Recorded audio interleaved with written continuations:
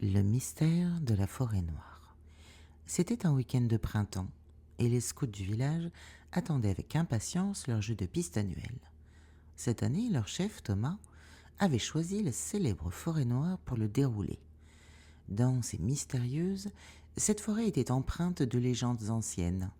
Les villageois racontaient qu'autrefois, des enfants s'y étaient aventurés pour ne jamais revenir. Mais ces histoires, comme toutes les légendes, semblaient bien loin des préoccupations des éclaireurs. Les groupes furent formés, et dès le début de l'après-midi, les enfants partirent dans des directions différentes, chacun cherchant à résoudre les énigmes et trouver les indices disséminés dans les bois. Parmi eux, Louise et Hugo, inséparables et curieux, formaient une équipe avec Chloé, une fille plus prudente et attentive. Le chemin oublié. La quête avançait bien pour le trio. Mais à mesure que le soleil descendait, Louise, toujours avide d'aventure, repéra un chemin dérobé, à peine visible entre les arbres. Regardez, ce sentier n'est pas sur la carte. Si ça se trouve, il mène à un indice bonus, lança-t-elle avec enthousiasme. Ou à des ennuis, marmonna Chloé, mal à l'aise. On devrait rester sur les sentiers marqués. Mais Hugo, séduit par l'excitation de Louise, s'engagea déjà sur le chemin. Chloé finit par céder et les suivit à contre-cœur. Les arbres semblaient se resserrer autour d'eux, et la lumière filtrant à travers les feuilles devenait de plus en plus ténue. L'étrange lumière. Après plusieurs minutes à marcher dans un silence de plus en plus pesant, le trio déboucha sur une petite clairière. Là, une lumière faible, mais mouvante, attira leur attention. Elle flottait entre les arbres, dansant comme une flamme fragile suspendue dans l'air. « Vous voyez ça ?» demanda Hugo, captivé. « C'est peut-être une lanterne ou un signal pour le jeu ?» murmura Louise, les yeux fixés sur la lumière. Mais Chloé recula d'un pas, sentant un frisson lui parcourir l'échine. « Non, ce n'est pas normal. On devrait faire demi-tour. » Avant qu'elle ne puisse les retenir, Louise et Hugo s'élancèrent en direction de la lumière. Chloé les appela, mais sa voix semblait mourir dans l'air oppressant. Puis, dans un souffle, ils disparurent derrière les arbres. Paniquée, Chloé retourna en courant vers le camp. L'alerte au camp. Lorsque Chloé arriva au camp, en pleurs et à bout de souffle, elle expliqua ce qui s'était passé. Thomas et les éclaireurs plus âgés ne perdirent pas une seconde. Armés de lampes torches et de sifflets, ils se lancèrent dans la forêt pour chercher les deux enfants disparus. La nuit tomba rapidement, enveloppant la forêt d'une obscurité oppressante. Les recherches s'avérèrent infructueuses.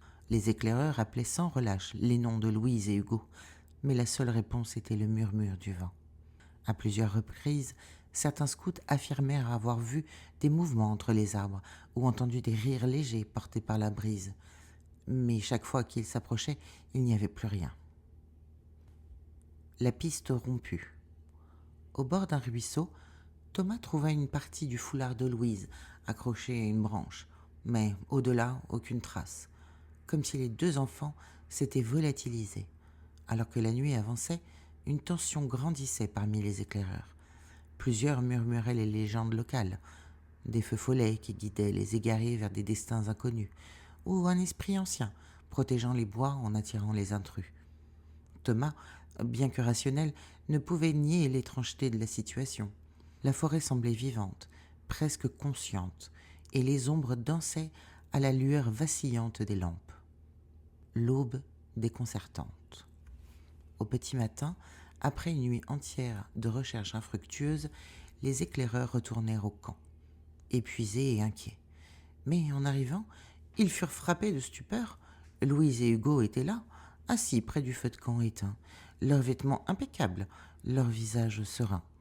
Thomas s'élança vers eux. « Où étiez-vous ? Que s'est-il passé ?» demanda-t-il, les yeux écarquillés. Les deux enfants échangèrent un regard confus. Louise prit la parole, sa voix étrangement calme. « On a suivi les lumières. Elles étaient belles et apaisantes. Elles nous ont emmenés quelque part. » « Où ça ?» intervint Chloé, toujours sous le choc. Hugo, fixant les braises éteintes, murmura. « C'était comme un rêve. Il y avait un grand arbre immense, plus vieux que tout ce qu'on peut imaginer. On se sentait protégé. Protégé de quoi demanda Thomas, déconcerté. Mais aucun d'eux ne répondit. Ils semblaient incapables d'expliquer ce qu'ils avaient vu ou vécu.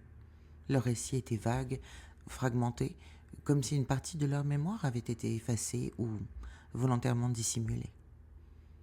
Le poids du mystère. Louise et Hugo furent examinés par un médecin. Ils étaient en parfaite santé, mais quelque chose en eux semblait avoir changé. Leur regard, bien que vif, semblait parfois perdu dans une pensée lointaine. Lorsqu'on leur parlait de la forêt ou des lumières, ils restaient silencieux ou répondaient par des phrases brèves, comme s'ils savaient quelque chose qu'ils ne pouvaient pas partager. Le campement fut rapidement démonté et la forêt devint un lieu interdit pour les scouts. Les éclaireurs continuaient à raconter cette nuit étrange, ajoutant leurs propres interprétations aux événements. Certains parlaient d'un esprit bienveillant, d'autres de forces anciennes qui protègent leurs secrets. Louise et Hugo, même en grandissant, ne purent jamais vraiment expliquer ce qui leur était arrivé cette nuit-là. Tout ce qu'ils se rappelaient, c'était la sensation d'être guidés, protégés, et une lumière qui dansait, insaisissable. La forêt noire, elle, resta fidèle à sa réputation, un lieu chargé de mystères où le connu et l'inconnu se mêlent, gardant ses secrets bien enfouis.